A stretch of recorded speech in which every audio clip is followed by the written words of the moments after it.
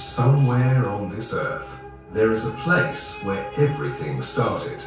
Not metaphorically, but literally. The first city ever built, the first laws ever written, the first poem, all of it traces back to one strip of land, stretched between two ancient rivers, lies Iraq. Ask most people what they know about Iraq. They'll give you wars, explosions, news clips from the early 2000s, a country they saw burning on television. And sure, all of that happened, but here's the thing that doesn't fit inside a news broadcast. This soil is over 7,000 years old in human terms. The land beneath those war zones cradled the very first version of human civilization, and it's still there.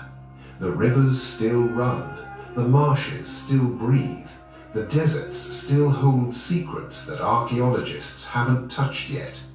So today, we're not doing the war story. We're going way deeper.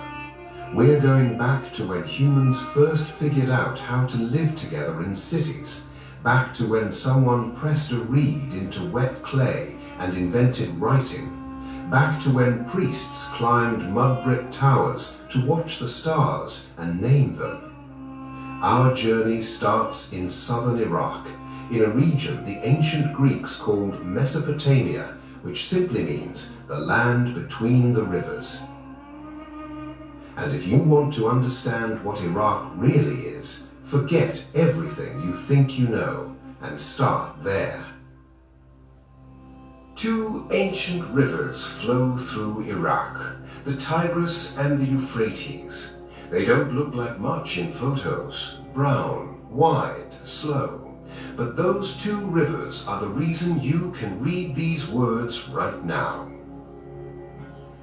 The Tigris runs 1,850 kilometers from the mountains of eastern Turkey down to the Persian Gulf. Vast, aggressive, unpredictable in spring when snow melts off the Taurus Range and floods the current. The Sumerians, the first great civilization to rise here, called it the Running River.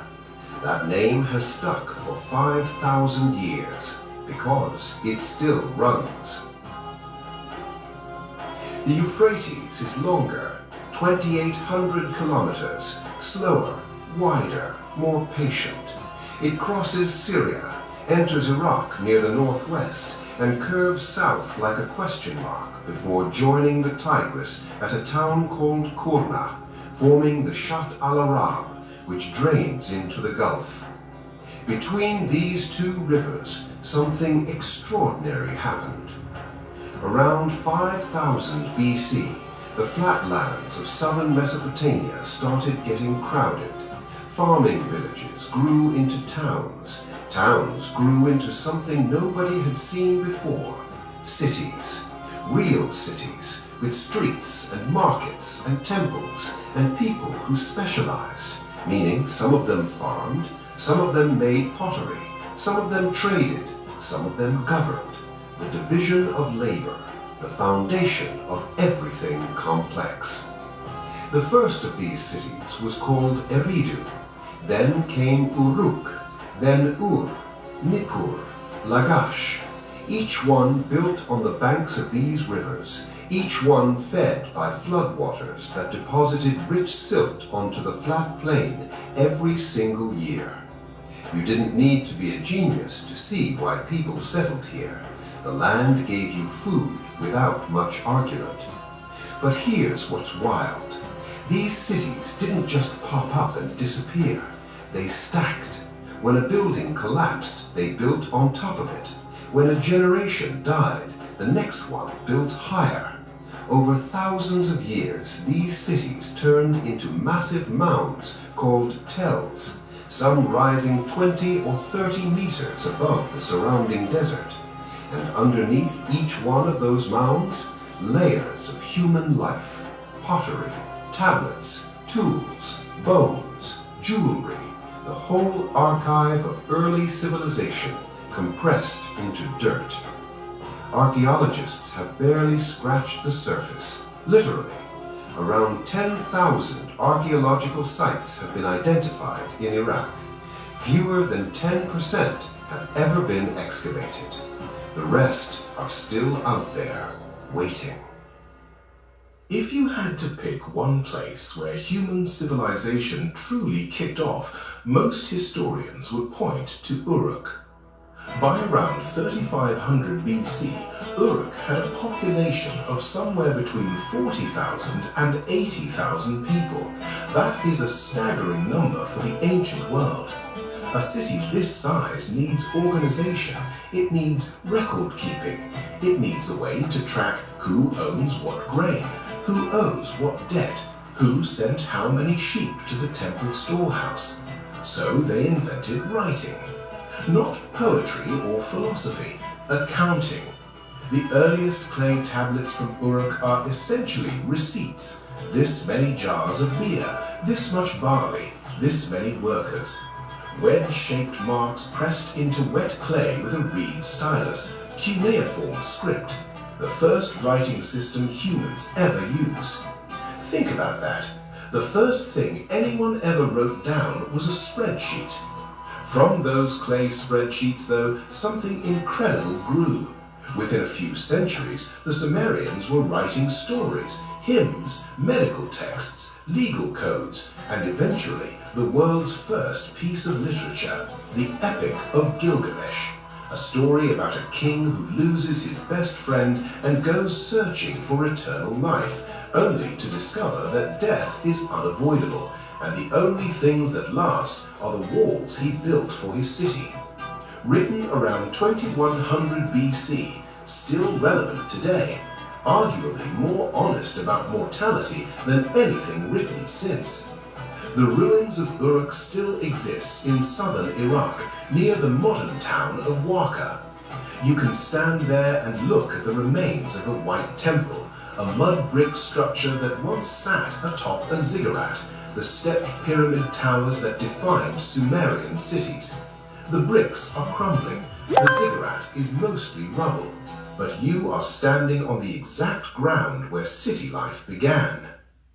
About 300 kilometers southeast of Babylon, rising out of a flat, dry plain in the middle of nowhere, stands the Great Ziggurat of Ur. It doesn't look like much in photographs, a stepped pyramid of mud brick, maybe 30 meters at its peak in the original construction, now reduced to about 20. But when you stand next to it, the scale hits differently. This thing was built around 2100 BC by a king called Ur-Nammu. That's 4,100 years ago, and it's still standing. Not because of steel or concrete, because people knew how to make mud brick in a way that lasts. The ziggurat was the house of Nanna, the Sumerian moon god. Priests climbed the steps to perform rituals at the top. The city below supported a population of tens of thousands. Ur was one of the largest cities in the ancient world at its height, around 2000 BC. And according to Jewish, Christian, and Islamic tradition, this is also the birthplace of Abraham, the man considered the founding patriarch of three of the world's largest religions, grew up here in a Sumerian city beside the Euphrates. There's a small mud brick house near the ziggurat that local tradition identifies as Abraham's home. Scholars debate whether it's actually that old, but the connection to Ur itself is there in scripture. And standing between that crumbling house and that ancient ziggurat, with the flat desert stretching to every horizon, something settles in you. This ground carried the beginning of so much. 90 kilometers south of Baghdad, there is a site that should be one of the most visited places on Earth. Instead, it sits in a dusty field, partially reconstructed badly, partially crumbling, and almost entirely misunderstood. Babylon. King Hammurabi built the first version of this city into a major power around 1792 BC. He's most famous for the Code of Hammurabi, one of the earliest written legal codes ever discovered. Carved onto a black stone stele, nearly 2.3 meters tall, it lists 282 laws, covering everything from wages and property to assault and debt.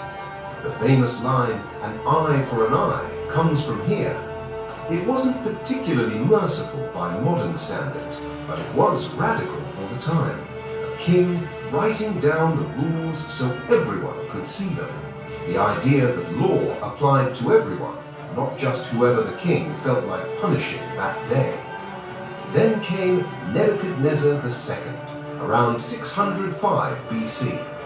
He turned Babylon into one of the greatest cities the ancient world had ever seen. Massive defensive walls, grand processional avenues, the Ishtar Gate, an entrance to the city covered in brilliant blue glazed tiles, decorated with lions, bulls, and mythological dragons called Serosh. The blue was created using lapis lazuli pigment, a color so vivid it reportedly shocked visitors who had never seen anything like it. Most of the original Ishtar Gate now sits in the Pergamon Museum in Berlin. Iraq has been asking Germany to return it for decades. Germany hasn't. And then there's the question of the Hanging Gardens. Ancient writers from Greece described a mountain of greenery rising from Babylon's desert floor, terraces of trees and flowers and water hanging in the sky, fed by some kind of hydraulic pump system pulling water up from the Euphrates. It was listed as one of the 7 wonders of the ancient world. Nobody has ever found it. No foundations, no irrigation channels, no traces. Some archaeologists think the gardens were real, but were actually in Nineveh, not Babylon, and the location got confused over centuries of retelling. Others think the whole thing was a story that grew too beautiful to die. Either way, the mystery is part of Babylon's strange power. The city that built the most famous garden in history may never have had it at all. Fast forward to 762 AD.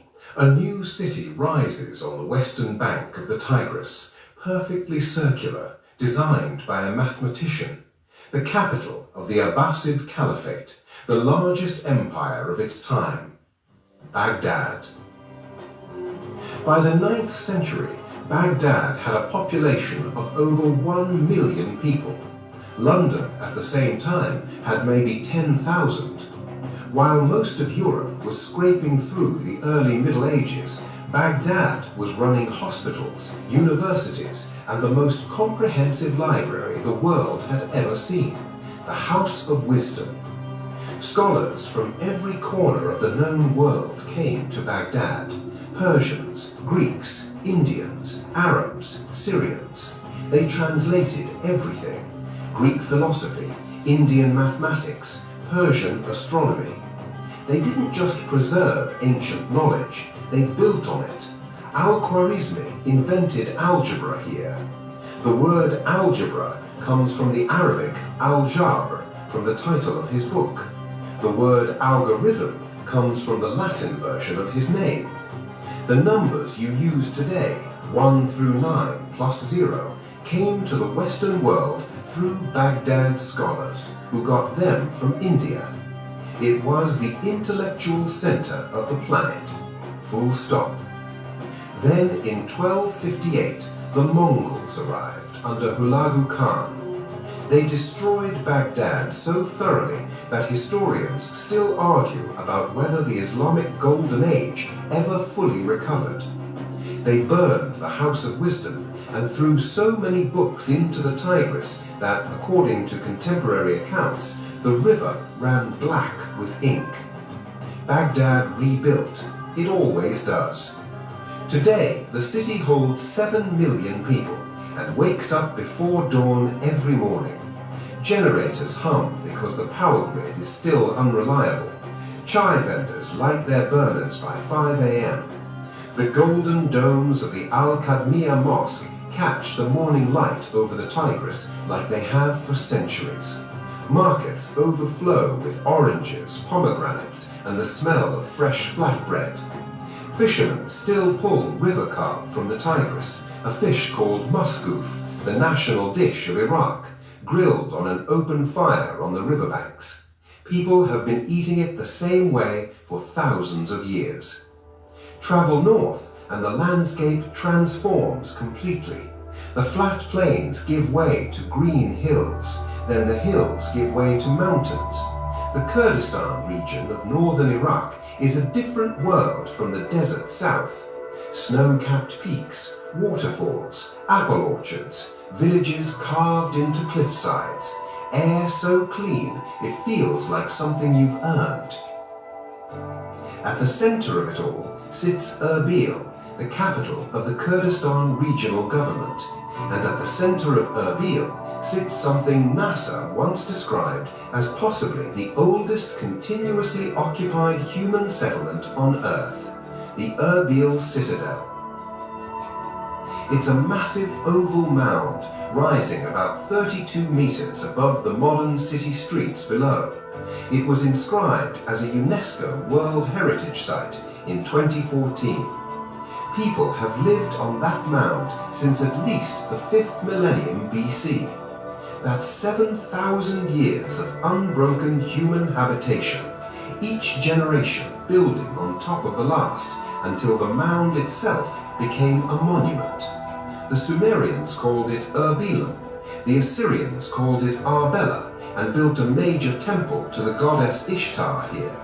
The Persians held it, Alexander the Great camped near it, the Romans knew it, the Arabs took it, the Ottomans occupied it. Today it sits in modern Erbil, surrounded by shopping malls and traffic. One family still lives inside it. When the Kurdish government relocated residents in 2007 to restore the citadel, one family refused to leave. Iraqi law says you can't call a place a continuously occupied settlement if it's empty, so the family stayed. They are the unbroken thread connecting 7,000 years of human life on that mound to the present day.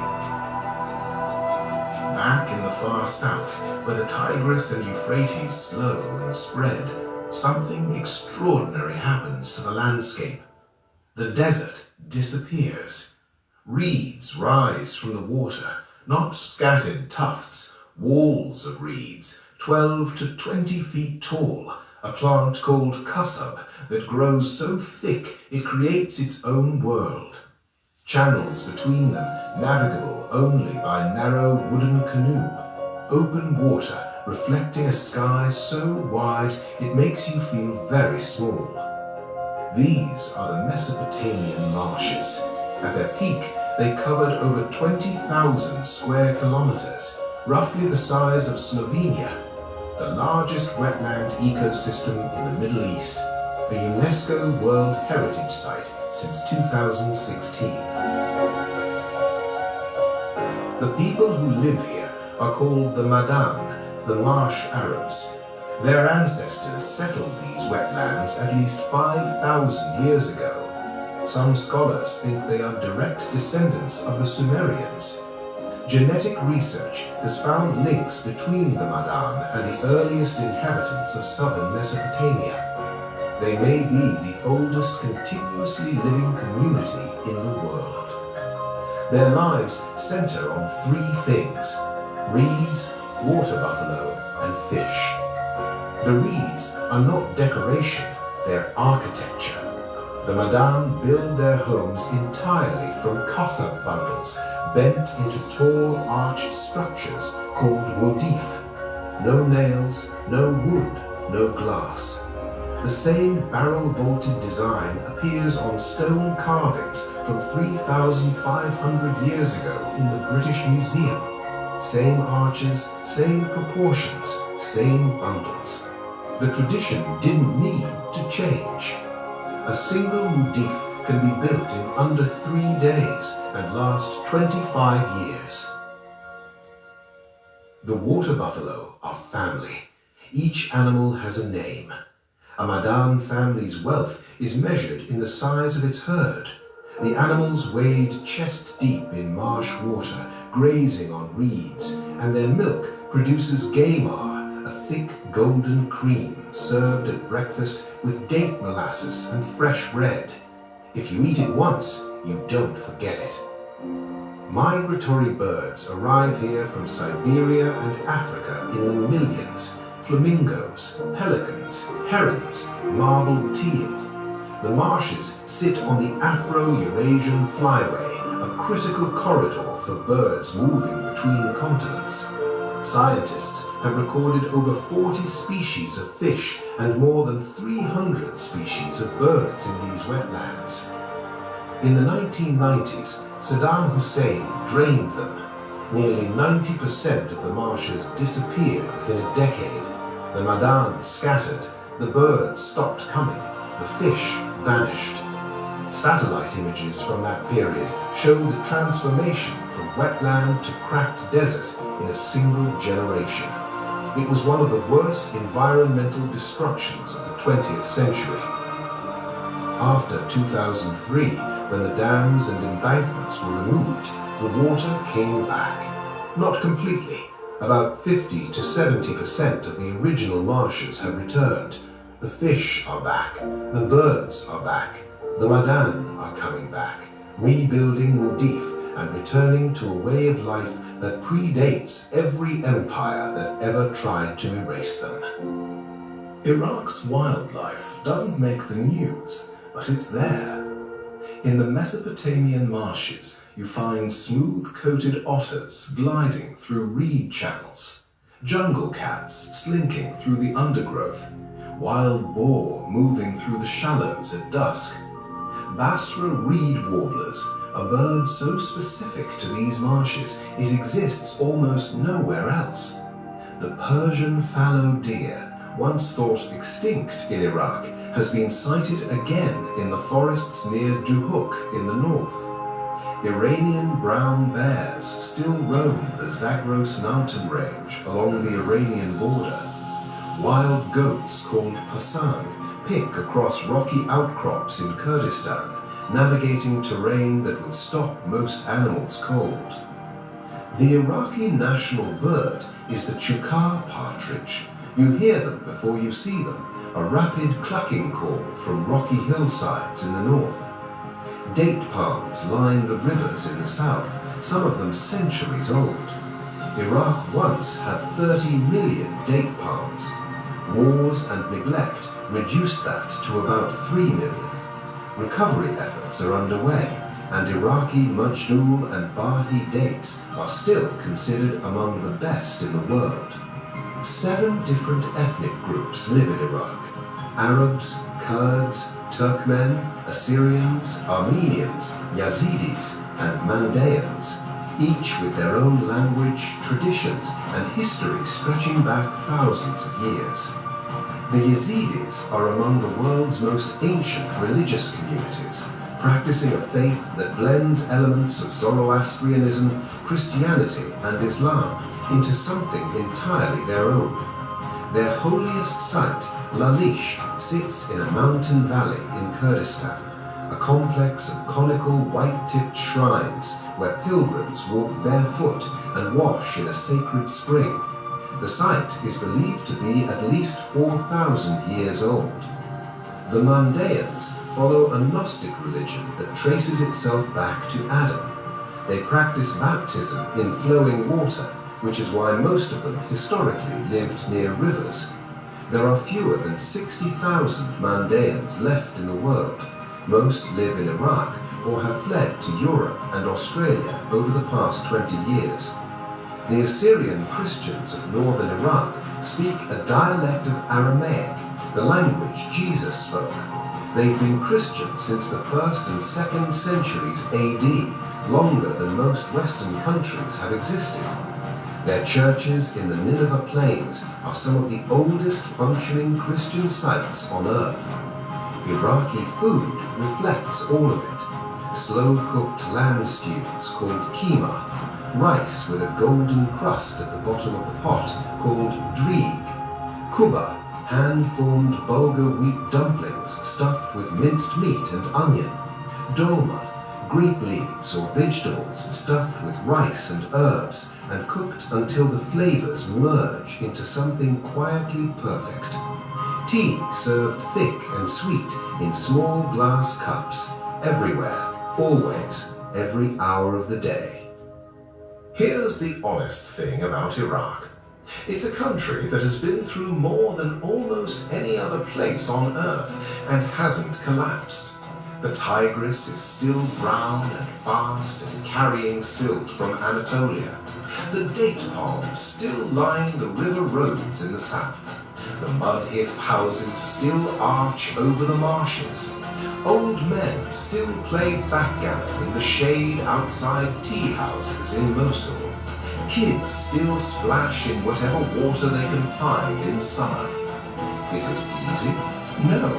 The infrastructure is struggling, the electricity cuts out, clean water is scarce in some regions, unemployment is high. The political situation is complicated. The effects of decades of war don't disappear in a generation. But the land itself is extraordinary. When you stand at the edge of the great ziggurat of Ur and look out at the flat southern plain, you're standing where the earliest urban humans stood.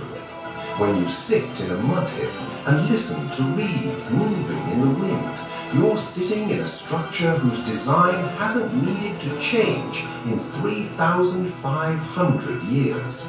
When you walk the Erbil Citadel, you're walking over 7,000 years of human habitation compressed into 32 meters of earth.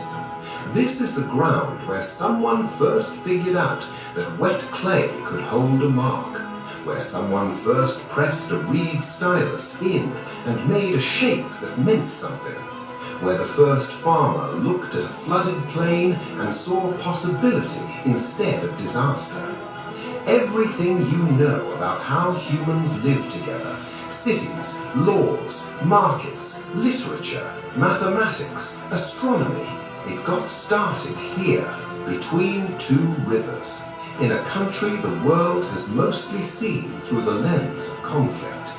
Iraq is the cradle of civilization. Not in the way a textbook says it as a fact you memorize and forget, in the way that the soil holds it, the rivers carry it, and the people live inside it every single day. It didn't end with the ancient world. It's still going. If you like this video, click here.